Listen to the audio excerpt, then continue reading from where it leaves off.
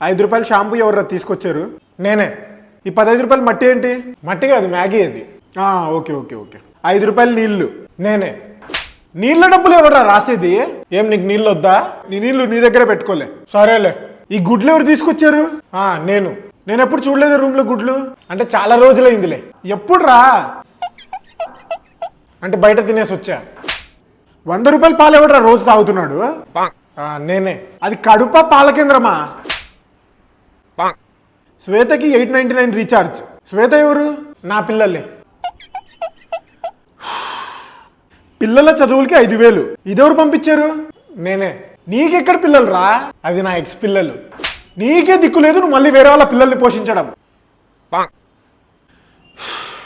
ఇదేంటి 20,000 జాను గిఫ్ట్ అని రాసింది? రే